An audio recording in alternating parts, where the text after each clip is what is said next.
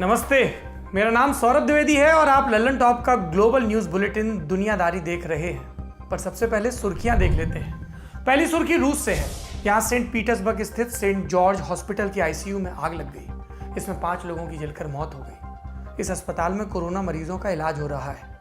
आशंका है कि ये आग वेंटिलेटर में हुए शॉर्ट सर्किट से फैली। इससे पहले 9 मई को मॉस्को के एक और हॉस्पिटल में आग लगी थी। उसमें भी एक शख्स की जान गई थी।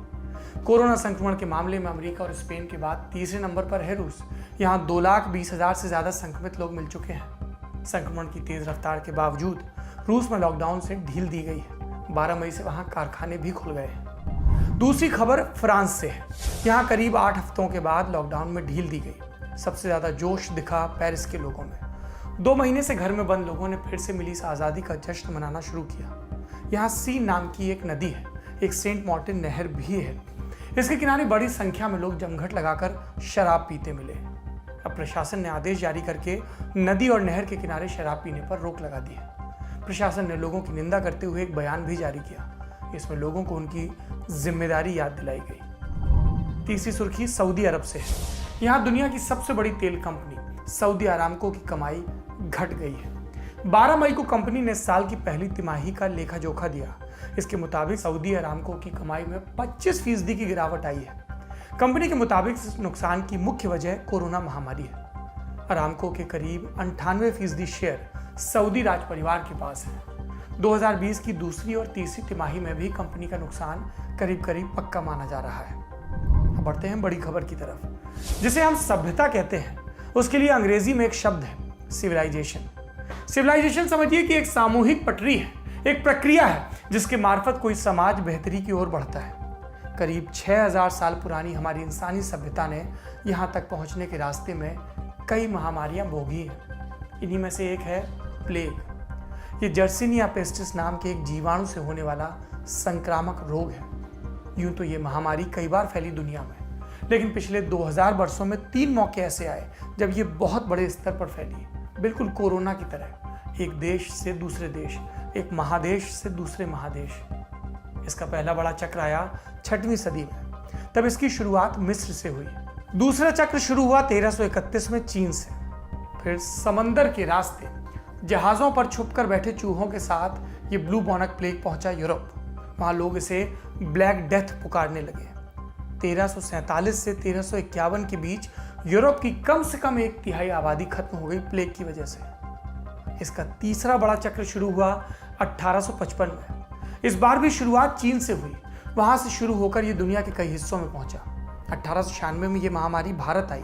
अकेले भारत में इस प्लेग से करीब 1.25 करोड़ जाने गई उस जमाने में। नेचर मैगजीन के मुताबिक प्लेग के इन 3 महाचक्रों ने दुनिया में करीब 20 करोड़ लोगों की जान ली। रूस जैसे देशों में अब भी इक्का दुक्का लोग मरते हैं इससे, लेकिन अब ये पहले जैसा घातक नहीं रहा। ऐसी बीमारियां आमतौर पर या तो दवाओं के और वैक्सीन के सहारे खत्म होती हैं, जैसे स्मॉल पॉक्स खत्म हुआ, या फिर डर से उकताने के बाद लोग बीमारी के साथ जीना सीख लेते हैं। इस स्थिति में बीमारी और उसका खतरा हमारे बीच बना रहता है, लेकिन फिर भी हम सामान्य होने लगते हैं। कुछ ऐसा ही कोरोना के साथ भी हो रहा है। ज्यादातर देश या तो लॉकडाउन खत्म कर चुके हैं या इसे खत्म करने की तैयारी में है। लेकिन क्या लॉकडाउन खत्म होने का मतलब ये समझे कि कोरोना का खतरा टल गया? इस सवाल का जवाब खोजने के लिए हम पहली मिसाल उठाते हैं दक्षिण कोरिया की। कोरोना से निपटने की उसकी रणनीति ने हर जगह तारीफ पाई। लॉकडाउन लगाने की जगह जमकर जांच करना, संक्रमित लोगों को क्वारंटीन में रखना, उनके संपर्क में आए लोगों की सोशल ट्रेसिंग करना, इन तरीकों से साउथ कोरिया ने अपने यहाँ कोरोना पर काबू पा लिया। संक्रमण के नए मामले लगातार कम होते जा रहे थे। मसलन 5 अप्रैल से पहले रोज सामने आ रहे नए मामलों की संख्या 80 से 90 के पाले में थी। फिर 6 अप्रैल से यह संख्या कम होकर 40-50 के पाले में पहुंच गई। 10 अप्रैल से घटकर 20-30 की कैटेगरी में आ गई। 18 अप्रैल से संख्या और घट गई, 20 से भी कम। 21 अप्रैल आते आते कमोबेश इकाई में पहुंच गया मामला। 1 मई को 9 नए केस, 2 को 6, 3 को 13, 4 को 8, 5 मई को 3 नए केस। ऐसा लगा कि अब जीवन सामान्य हो चला। 6 मई को साउथ कोरिया ने सोशल डिस्टेंसिंग के नियमों में भी ढील दे दी। मास्क लगाना अनिवार्य बनाए रखा, एक दूसरे से हल्की दूरी भी बरतने को कहा। लेकिन अब 10-12 दोस्तों का ग्रुप कॉफी पीने साथ जमा हो सकता था। सब खुश थे, मगर फिर एक चूक हो गई। ये शुरुआती मई की बात है। लंबा वीकेंड पड़ा। वहां लूनर कैलेंडर के चौथे महीने का 8वां दिन होता है महात्मा बुद्ध का जन्मदिन, माने राष्ट्रीय अवकाश का दिन। इस साल ये छुट्टी पड़ी 30 अप्रैल को। अगला दिन यानी 1 मई था श्रमिक दिवस, लेबर डे। फिर 2 और 3 मई को शनिवार इतवार की छुट्टी। फुल छुट्टी का माहौल। 2 मई की बात, एक 29 साल का युवा अपने दोस्तों के साथ नाइट क्लब पहुंचा। उसको कोरोना था, ये बात उसे पता नहीं थी, ना उसके दोस्तों को पता थी। उस नाइट क्लब में मौजूद लोगों से होते हुए ये संक्रमण पास के और भी कई नाइट क्लब्स में पहुंचा। इस चूक का असर दिखना शुरू हुआ 8 मई को। इस दिन कोरोना के 18 नए मामले मिले। अगले रोज संख्या बढ़कर 34 हो गई। उस एक नए लड़के के कारण अब तक 86 नए केस सामने आ चुके हैं। प्रशासन का मानना है कि उस लड़के के कारण करीब 1,500 लोगों के कोरोना संक्रमित होने की आशंका है। इस मामले के बाद साउथ कोरिया की राजधानी सोल में सारे क्लब और बार बंद कर दिए गए। उस इलाके में मौजूद सभी लोगों से टेस्ट कराने को कहा गया। स्कूलों को वापस खोलने का फैसला भी 1 हफ्ते के लिए टाल दिया गया। सोशल डिस्टेंसिंग में ढील दी जाए या नहीं, किस तरह से और कितनी ढील दी जाए, इस पर भी नए सिरे से विचार होने लगा। दूसरी मिसाल चीन से है। 9 मई को वुहान शहर में कोरोना संक्रमित मरीज की पुष्टि हुई। 3 अप्रैल के बाद यह पहली बार था जब वुहान में कोरोना का नया केस मिला। 11 मई को 5 और नए मामले मिले कोरोना के। इन 5 के अंदर कोरोना का कोई लक्षण नहीं था, ना ही बाहर से आए किसी इंसान से इनका कोई संपर्क हुआ।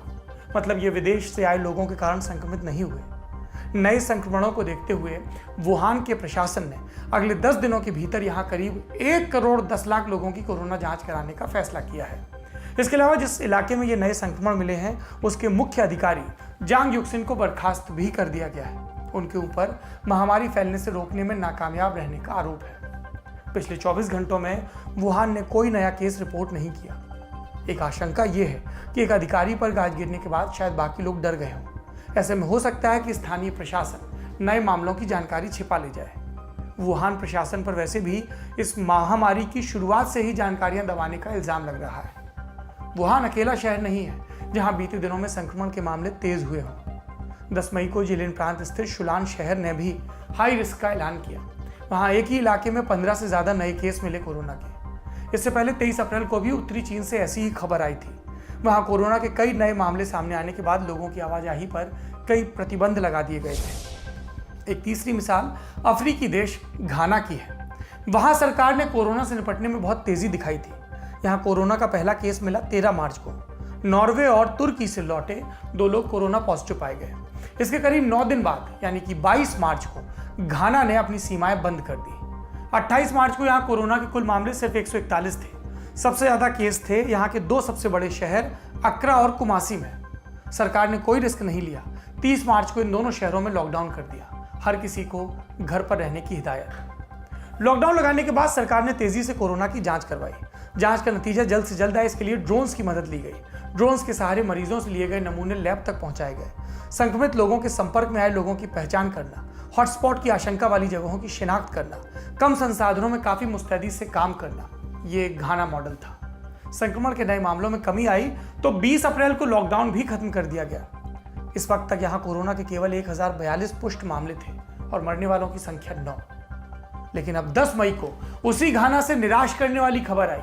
घाना के राष्ट्रपति अकुफो अडो ने राष्ट्र के नाम संबोधन में बताया कि एक कारखाने में काम करने वाले सभी 533 लोग कोरोना संक्रमित पाए गए। कारखाने में काम करने वाले एक संक्रमित इंसान के रास्ते बाकी सभी संक्रमित हो गए। बीते कुछ दिनों से वहां संक्रमण के नए मामलों में तेजी आई है। 8 मई को 921 नए केस मिले। घाना में अब कोरोना संक्रमित मरीजों की संख्या बढ़कर 4700 हो गई और 22 लोगों की मौत हो चुकी है। जर्मनी, इसकी स्थिति भी मिलती जुलती है। जर्मनी की चांसलर एंजेला मर्केल ने वहां के सभी 16 राज्यों की लीडरशिप से बात की।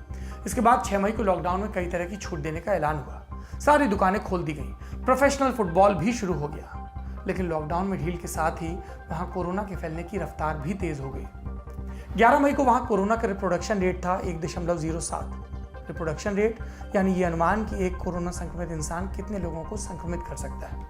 रिप्रोडक्शन रेट का 1 से कम होना मतलब संक्रमण घट रहा है, लेकिन इस रेट का 1 से ज्यादा होना यह बताता है कि एक संक्रमित इंसान 1 से अधिक लोगों को संक्रमित कर रहा है। जर्मनी का रिप्रोडक्शन रेट 1.07। इसका मतलब वहां 100 कोरोना मरीज औसतन 107 और लोगों को संक्रमित कर रहे हैं।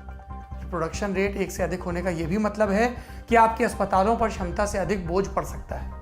वुहान में जब यह महामारी अपने चरम पर थी तब वहां रिप्रोडक्शन रेट था करीब 2.5, मतलब एक संक्रमित आदमी 2 से ज्यादा लोगों को बीमार कर रहा था। वुहान, साउथ कोरिया, घाना, जर्मनी, ये चारों देश मिलकर 3 महादेशों की तस्वीर आपके सामने पेश करते हैं। एशिया, यूरोप और अफ्रीका, ये चारों ऐसी मिसालें हैं जिन्होंने कोरोना के आगे प्रभावी रणनीति दिखाई, कोरोना पर काफी हद तक काबू पाया। अब यहाँ फिर से कोरोना में तेजी आ गई है। जानकारों का कहना है कि ये खतरा बाकी देशों के सामने भी है। इन जोखिमों को देखते हुए WHO ने अपील की है कि सभी देश छोटे छोटे कदम बढ़ाएं। आर्थिक नुकसान के बावजूद लॉकडाउन खत्म करने में बहुत जल्दबाजी न दिखाएं। महामारी विशेषज्ञों का कहना है कि लॉकडाउन से बाहर निकलते हुए कुछ चीजें ध्यान में रखना जरूरी है। क्या है ये चीजें? पहली, संक्रमण की रफ्तार को काबू में लाना। दूसरी, अपने स्वास्थ्य तंत्र को इस स्थिति में पहुंचाना कि इलाज की जरूरत वाले मरीजों को इलाज मिल सके। तीसरी चीज, तेजी से कोरोना की जांच करना। संक्रमित लोगों के संपर्क में आए लोगों की पहचान कर उन्हें क्वारंटीन में रखना। अगर संक्रमण पर काबू पाए बिना ही लॉकडाउन खोल दिया गया तो इन्फेक्शन में तेजी आएगी। उस स्थिति में शायद हमारा हेल्थ केयर ढांचा उतने मरीजों का बोझ ना उठा सके। ऐसे में कई लोगों को जरूरी इलाज नहीं मिल पाएगा और चीजें हाथ से बाहर चली जाएंगी। ये था दुनियादारी का आज का एपिसोड। चीन में महामारियों का अतीत काफी रहा है, मतलब उनके इतिहास में ऐसे कई उदाहरण हैं। शायद इसीलिए 1949 में जब माओ त्से तुंग ने आधुनिक चीन की नींव रखी तो उन्होंने महामारी को कंट्रोल करने को काफी वरीयता दी। इसके तहत कई तरीके अपनाए गए। इनमें से एक था 4 पेस्ट कैंपेन। इस कैंपेन के निशाने पर थे 4 जीव, चूहे, मक्खियां, मच्छर और गौरैया। माओ ने कहा इन चारों को खत्म कर दो। इस कैंपेन के रास्ते फिर और भी वन्य जीव निशाने पर आए। हम जानते हैं कि खाद्य श्रृंखला में एक जीव की मौजूदगी बाकी जीवों के अस्तित्व से जुड़ी है। आप खाद्य श्रृंखला का बैलेंस बिगाड़ेंगे तो पूरा पारिस्थितिकी तंत्र बिगड़ जाएगा। ऐसा ही कुछ चीन में हुआ। गौरैया कम हुई, टिड्डे बढ़ गए। उन टिड्डों ने फसलें बर्बाद कर दी। चीन में भयंकर अकाल पड़ा। 1958 से 1961 के बीच पड़े अकाल में करीब 1.5 करोड़ लोग मारे गए और ये तो सरकारी आंकड़ा है। कई जानकार कहते हैं कि मरने वालों की असल संख्या शायद 4.5 करोड़ थी। ये पूरी तरह से इंसानों की लाई आपदा थी। इकोसिस्टम के साथ हुए खिलवाड़ ने लोगों को भूखा मार डाला। कहते हैं कि अकाल में मर रहे लोग पेट भरने के लिए इंसानों का मांस तक खाने लगे। इसका एक जिक्र मिला एक लीक हुई सरकारी रिपोर्ट में। इस रिपोर्ट में चीन के अनहुई प्रांत की आपबीती दर्ज थी। वहां फेंगयांग नाम का एक इलाका था जहां करीब 21 गांव बसे थे। अकाल के कारण उन 21 गांवों की पूरी आबादी मारी गई। एक भी इंसान नहीं बचा। रिपोर्ट बनाने वाले सरकारी अधिकारियों को यहाँ इंसानों द्वारा इंसानों को खाए जाने यानी कैनिबलिज्म के 63 मामले भी मिले थे। आपदाओं का दुष्चक्र देखिए। जब खाने की कमी पड़ी तो चीन में वन्यजीव खाने का चलन बढ़ा। वन्यजीवों को मवेशियों की तरह पाला जाने लगा। भालू, चमगादड़, पेंगोलिन जैसे जानवरों का मांस खुलेआम बिकने लगा और इन्हीं वन्यजीवों के रास्ते इंसानों को कई महामारियां मिली। कोविड-19 भी उनमें से एक है। दुनियादारी, ये एपिसोड आपको कैसा लगा कमेंट बॉक्स में बताएं। अगर आपको लल्लन टॉप की ये पेशकश पसंद आ रही है तो इसे ज़्यादा से ज़्यादा लोगों के साथ शेयर करें। शुक्रिया।